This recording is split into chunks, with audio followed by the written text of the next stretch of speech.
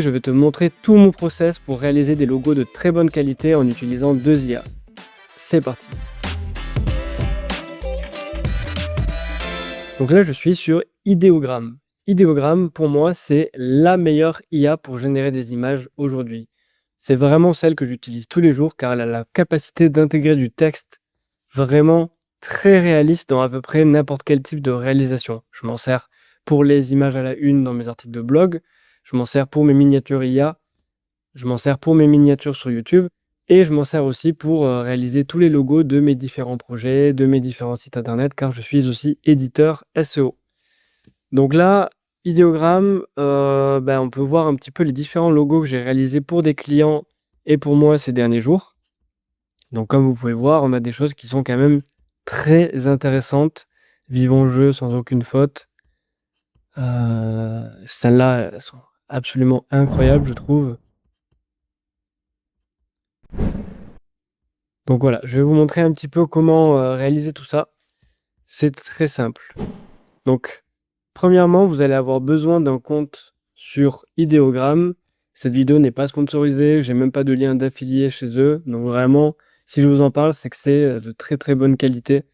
Donc Ideogram, en termes de tarifs, c'est assez raisonnable. Sachant qu'ils ont aussi une API, donc ça peut être très intéressant pour ceux qui développent des choses. Le tarif de base, c'est 8 $ par mois, donc je trouve que ça reste assez correct. Vous aurez 400 crédits prioritaires, sachant que pour générer une image, ça va utiliser 2 crédits. On est sur 200 images par mois pour 8 $, ce qui est quand même assez correct, sachant que vous aurez après la possibilité de quand même générer 50 images en mode lent, donc c'est correct. Et pour 20 $, moi c'est le plan que j'utilise.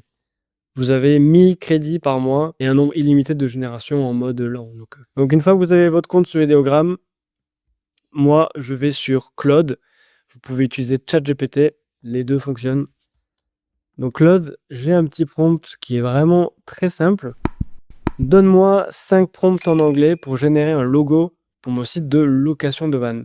Fais-en 2 avec un titre en français dans le logo. Voilà. Donc moi je lui envoie ça. Je pense que c'est toujours très important de générer plusieurs prompts pour le même besoin. Ça va vous permettre de faire des tests et de choisir le résultat qui vous plaît le plus. Au passage, si tu apprécies cette vidéo, pense à mettre un petit like, ça m'aide énormément à faire connaître la chaîne. Et si ce n'est pas encore fait, abonne-toi pour découvrir encore plus de contenu sur l'intelligence artificielle et ne rien rater des prochaines vidéos. Je te rappelle aussi que tu peux t'inscrire à ma newsletter La Minute IA. Chaque semaine, j'y partage des outils, des astuces et les dernières innovations en IA. Bref, plein de pépites que tu ne veux pas manquer. Allez, on continue.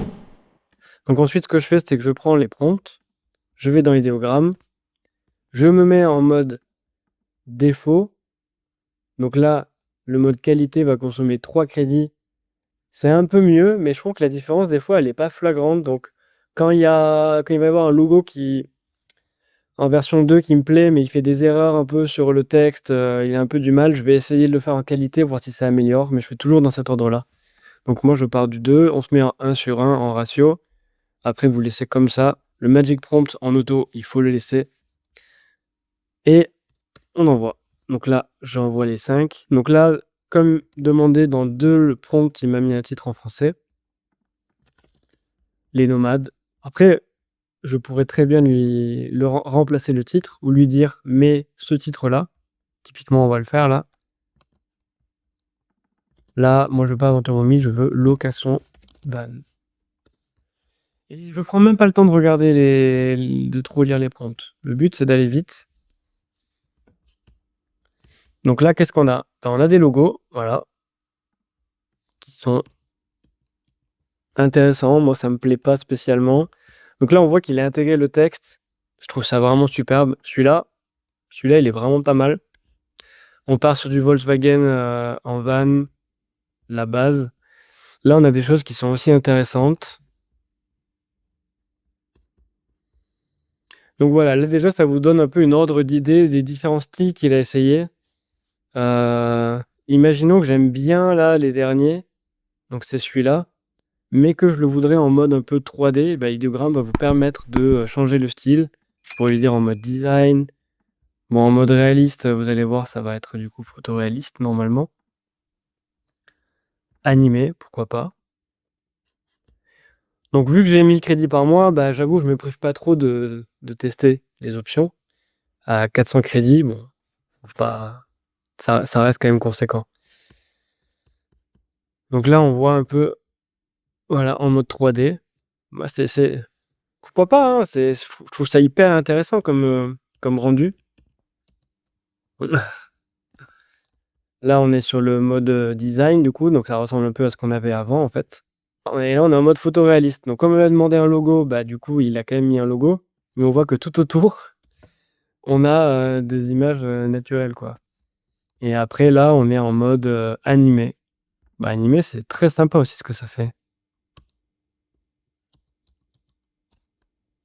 Là, en mode animé, je pourrais lui dire rajouter use big modem title, louez-moi. Donc, une fois que je suis dans la conversation où je lui ai demandé de faire des prompts, ce qui est bien, c'est qu'on peut continuer.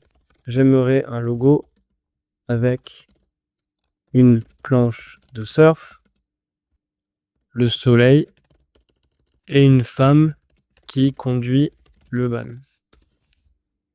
Donc là, il est allé un peu trop loin. Donc moi, ce que je fais, c'est que je lui dis garde le prompt assez court et n'oublie pas de me donner 5 versions. Et là, on continue. Donc là, on voit qu'il a bien de nouveau généré en mode animé avec le texte louez-moi. Donc c'est vraiment très très sympa. Design logo, surf and drive.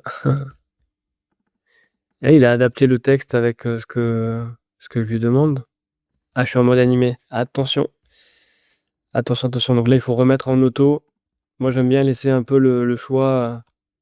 En fait, j'adore donner des idées et ensuite laisser un petit peu le choix à Claude sans trop le driver. Juste lui demander plusieurs options. Comme ça me permet après moi de choisir, de voir qu'est-ce qui est possible en fait d'être généré. Des fois, c'est compliqué. La période de réflexion sur un logo, ça peut prendre énormément de temps. Bah là, en fait, je me sers de Claude, de sa capacité à générer des idées, à générer des prompts. Je les mets dans Ideogram. Ideogram, il a sa propre capacité à améliorer les prompts, à générer différents styles. Du coup, je laisse tout en auto. Comme ça, bah, je peux, en 5 minutes, générer 20, 30, 40 logos. Et dedans, il y en aura forcément un qui sera suffisamment bien. Et je veux dire, vous pouvez toujours après partir de ce logo-là, le donner à un designer et lui donner les modifications vraiment ultimes que vous allez vouloir avoir dans le logo. Mais vous allez gagner un temps incroyable et beaucoup d'argent par rapport à réaliser un logo entièrement depuis zéro avec un designer, quoi. Donc là, qu'est-ce qu'on a? Là, on a ce qu'on lui demande, hein. Un van, un soleil, une planche de surf, une femme qui conduit. Surf up. Surf and drive. Bon. Moi, je pense que je vais partir sur ce petit. Moi, j'aimais bien celui-là, les nomades. Donc là, typiquement, bah, sur mon site de location de van. Alors moi, j'ai déjà un site de location de van, mais si je voulais étendre un petit peu et créer d'autres sites pour aller toucher d'autres localités, je pourrais choisir aussi une image de marque de ces sites-là. Et là, moi, je trouve que les nomades, c'est très sympa. J'ai plus qu'à trouver un nom de domaine avec les nomades quelque chose, et ça pourrait être un très bon début de logo et d'image un petit peu de marque. Voilà. Donc après, comment vous faites? Eh ben, vous pouvez directement télécharger votre logo. Et un dernier truc que je voulais vous montrer, bon, ça demande d'avoir Photoshop, mais moi, c'est comme ça que je fais. On va dire que lui, j'aime beaucoup lui. Donc là, je télécharge la version PNG. Je vais dans Photoshop. Je mets l'image. Et si le texte, je voulais l'enlever, eh bien, je sélectionne mon texte. Remplissage génératif. Je ne mets rien. Et normalement, Photoshop va m'enlever le texte, tout en gardant la cohésion du logo. Voilà, du premier coup, on se retrouve à avoir un... Donc là, on a toujours plusieurs options. L'ombre, voilà, c'est des jeux d'ombre. Effectivement, celle-là paraît peut-être plus naturelle. Donc ça, c'est une méthode. Moi, j'ai Photoshop, donc ça me permet d'aller très vite. Mais si vous n'avez pas Photoshop, je vous montre quand même. En gros, Ideogram, ils ont le Canva. Le Canva, c'est quoi? C'est une zone qui vous permet de modifier. Tac. Donc là, Magic Fill, ça permet de venir modifier une génération. Donc, je fais Next. Là, c'est la zone que je veux modifier. Donc là, on voit bien qu'il y a Create a logo with Surf. On a de nouveau le prompt qui a servi à générer l'image. Donc là, en fait, j'enlève le texte et je fais Magic Fill. Normalement,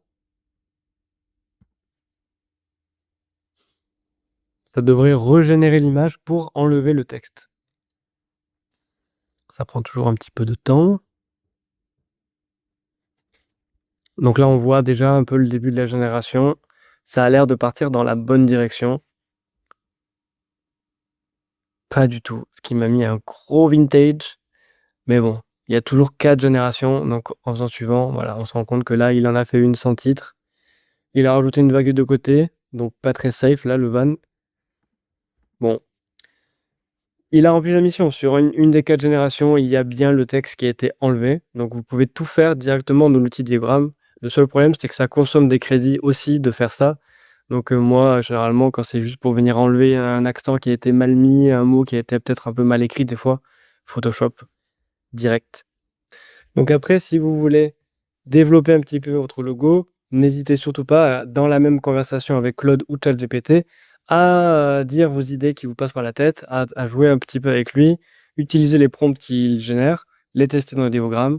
Et avec ce petit jeu d'aller et retour, vous verrez en quelques dizaines de minutes votre logo, vous l'aurez. J'espère que cette vidéo vous a plu et que grâce à elle, vous avez compris mon process et comment je génère des logos très rapidement et de bonne qualité. N'hésitez pas si vous avez des questions dans les commentaires. Likez, partagez et surtout abonnez-vous pour ne rater aucune des prochaines vidéos où je vais continuer un petit peu de partager les outils que j'utilise et les différentes automatisations ou les différents process que j'ai mis en place dans mon travail pour utiliser ces outils et accélérer ma production. Voilà, je vous dis à la prochaine vidéo.